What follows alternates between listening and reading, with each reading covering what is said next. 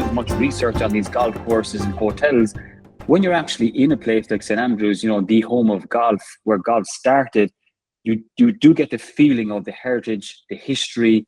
We've all seen the greats walk over the Silicon Bridge over the years, and it just, as a golfer, it stands up the hairs in the back of your neck.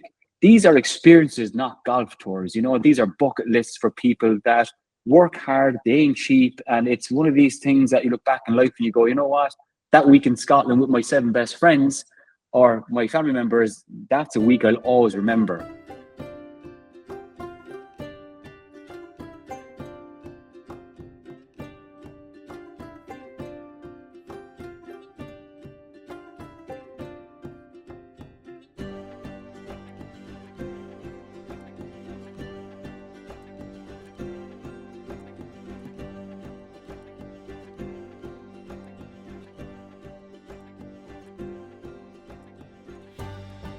With St Andrews being such an old town and being an affluent town, I always jokingly say you're in St Andrews for 2 reasons.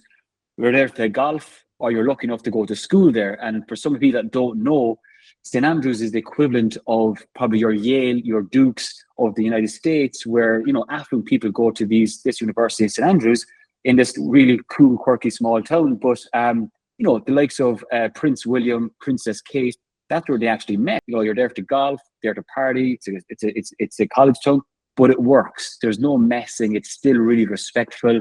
And, you're walking around these streets, you got these castles, cathedrals that go back to the 11th and 12th century that you're walking amongst.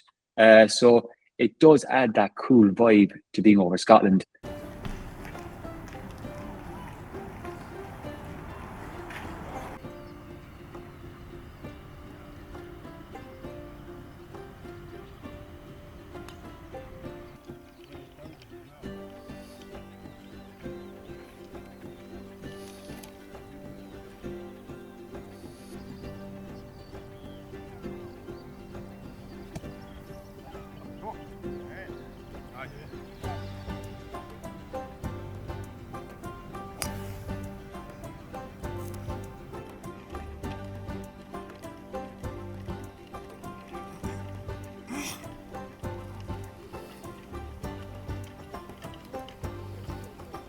It is a golf town. It is all about golf. Yeah.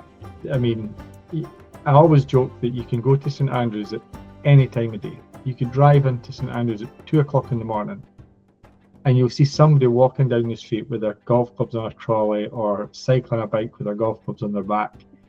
And I don't know if you see that anywhere else in the world.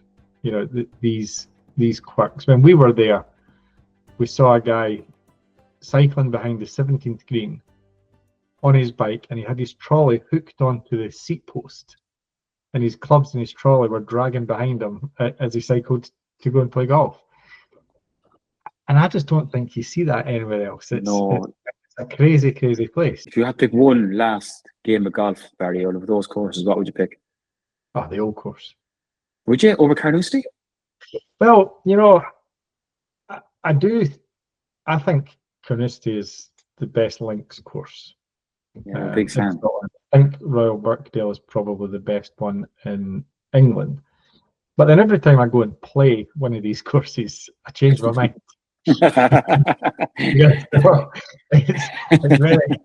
It's very difficult. I think sometimes if you get a nice day and you play well, it could influence your decision.